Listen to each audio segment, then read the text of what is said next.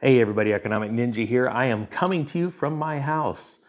The reason why I'm doing this video here and not somewhere else is because when the ninja gets an idea for video, it's very hard to hold on to that idea in time to go somewhere and film it. And I was just talking with Mrs. Ninja and we were looking at some farmland and we were having to make that hard decision. Is this the time to do it? Because the farmland that we want, the house is really small, but it brings out great water, and I could start a mini farm. I love farming. I love growing things. But when we're talking about the interest rates just keep going up right now. The 10-year bond just hit another high, a recent high. In the grand scheme of things, this is very low for the 10-year bond. However, when you couple that with the current real estate prices around the country, you go, wow, I mean, that's nuts, and it's still cheap money, because a lot of people ask me, why wouldn't I just deploy the capital I have to pay cash for a place? It's still cheap money, but in the grand scheme of things, you really want to weigh all of your options. So the reason why I want to make this video is because Mrs. Ninja said, I just don't think it's going to be as bad as 2008. We're not going to see a housing correction as bad as that. And I hear this all the time. And the reasons she cited for her thesis was, one, being that we do not have the predatory lending today that we did back then. And two, we live in an extremely desirable location in the nation. It's so desirable, it's the highest gas prices in the nation, but in one of the most expensive places to live in California. And so what she said was, the predatory lending. And so I reminded her, do you remember why the NEGAM loans and the adjustable rate mortgages came out back in the early 2000s? And she said it was because people couldn't simply afford 30 years. And I said, I agree. That is absolutely correct. And I asked a couple more questions because when we're talking to people and explaining things to them, sometimes we have to use questions, put things in the form of questions to get them to interact and to, more verbal feedback and get them thinking, right? And I found this to be very useful in my life when I'm trying to explain things to people. So that is correct. When she said the adjustable rate mortgages came first and then the predatory negative amortization loans came second, this was because we had a environment in real estate, and sorry that I'm speaking slow, but I really want to explain this to people, where you had rising home prices, all right? So home prices were going up. Home prices right here, yellow. You have home prices going up, but then what happened was the Federal Reserve started raising rates, because remember, the Federal Reserve had interest rates very, very low back then, and that was because of the dot-com bubble. When the dot-com bubble crashed, the stock market crashed, and we saw like almost a 50% haircut on some of the major indices, they had to lower interest rates. Well, this housing bubble from the year 2000, 2001 to about 2000, let's say 2003 and a half, right, was fueled by very low interest rates. So interest rates were up here and then they came down. Don't you like the Ninja's graphics?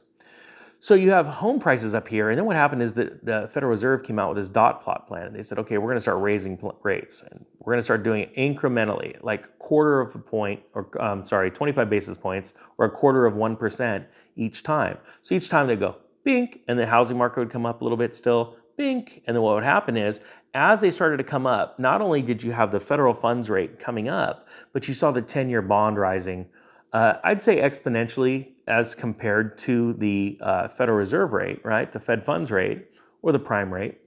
And what happened is, as they kept going up, this started to slow down. So you have interest rates coming up, and then you have the housing prices slowing down.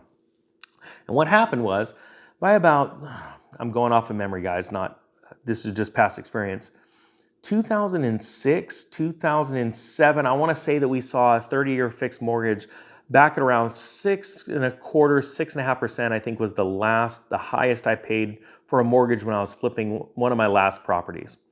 So what happened is, as those rates were coming up, home prices started to stall, right? And then interest rates stopped, the mortgage rates stopped. And then what you saw is home prices, they actually plateaued for a little bit, and then they started to come down.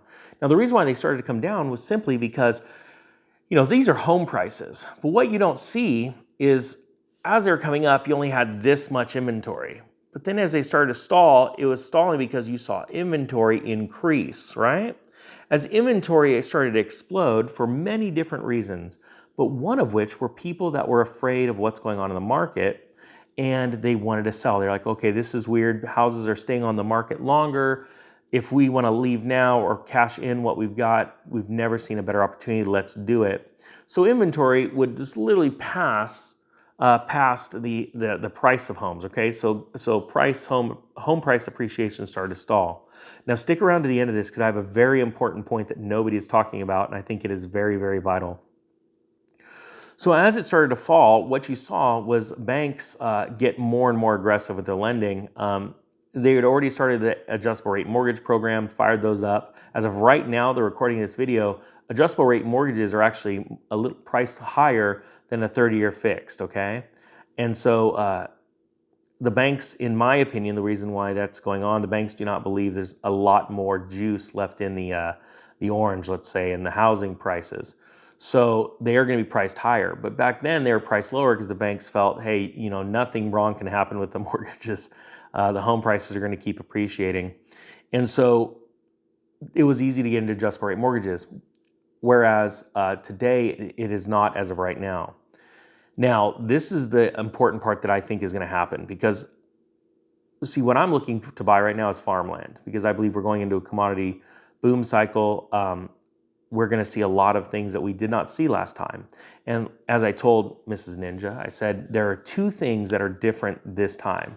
Now, I cited fuel price. I said, fuel prices are exploding. And she said, yes, but didn't they explode in the last cycle? I said, they did, but differently.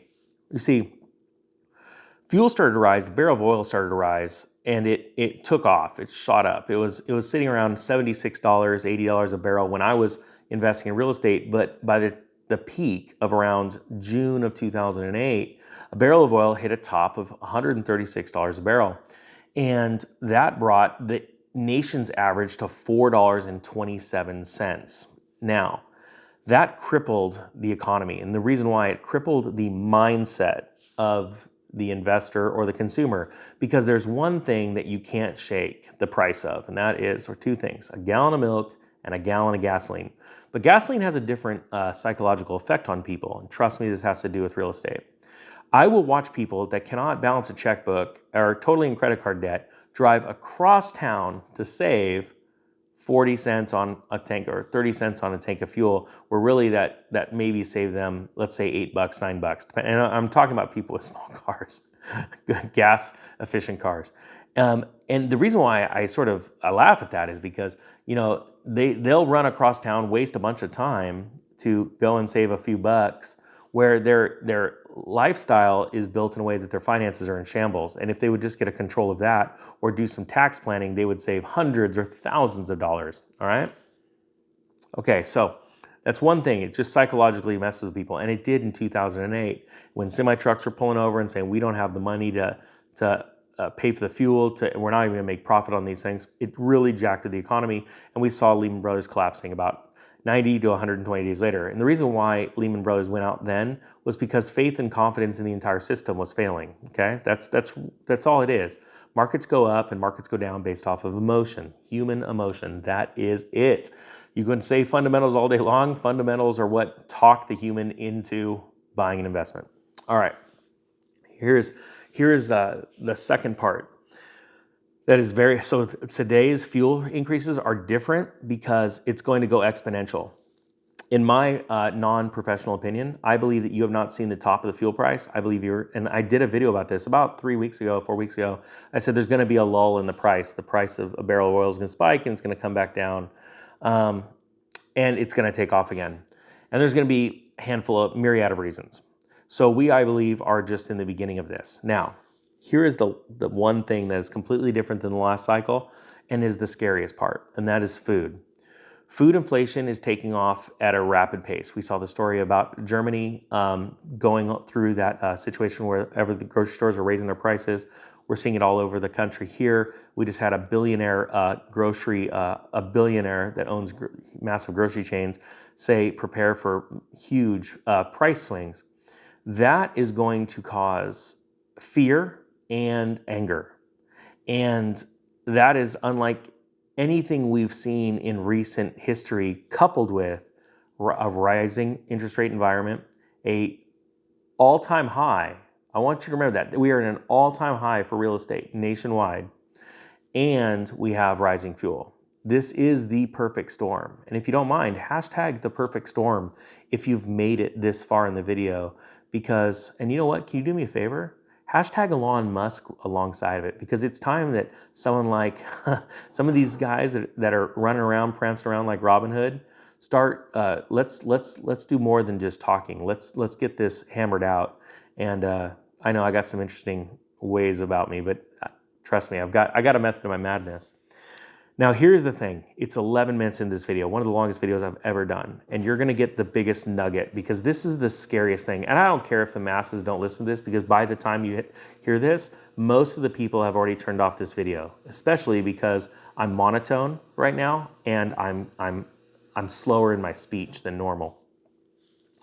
This is the one thing that could send the real estate industry exploding and home prices going up another 20% or 30% from here.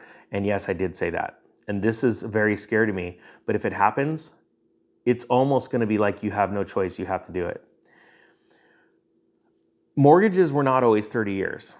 Before the 30-year fixed loan program, there were 20-year fixed loan programs. There were 15, 7s, 5s. There was, my point being is that every time throughout history, a loan program was extended and it was government backed, and it gave you the same protections and or lowest interest rates available, because the government saying, okay, we now deem you, you're good to go, 30-year mortgage plan.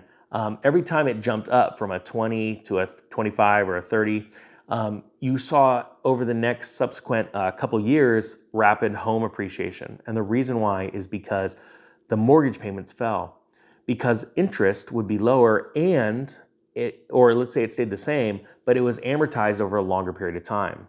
I believe that we are in a time in life where the Federal Reserve is going to start to pressure the federal government to back a 40-year mortgage.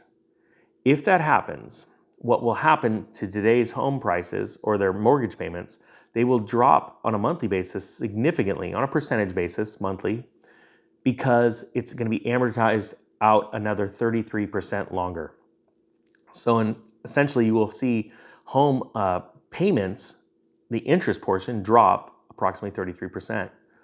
What that will do is that will cause another housing boom, and it will get people into debt for a longer term, making them slaves to the lender for even longer. I believe this is a very serious possibility, and if it does happen, I will be diving into single family homes hand over fist. This is not financial advice, but I'm going to be on record as telling you this is coming. And if it does, I'll be on record saying this is what they're doing. They want to get you into more financial slavery. But the facts are, it's going to cause home prices to rise exponentially. It will blow your minds. And most people will dive into the markets because they have no clue. And yes, I will be diving into only to sell those homes back. And again, I've done videos on how you know when people are hitting their max threshold and when homes are going to start selling off. So I just wanted to share that info with you. I thought it was a really good topic. Mrs. Ninja inspired me to make it. Hopefully, if you guys made it to the very end, hashtag the end. That would be great. Then it gives me an idea how many people made it to the end. I think it's really important. All right, guys, I hope you got something out of this. The Economic Ninja is out.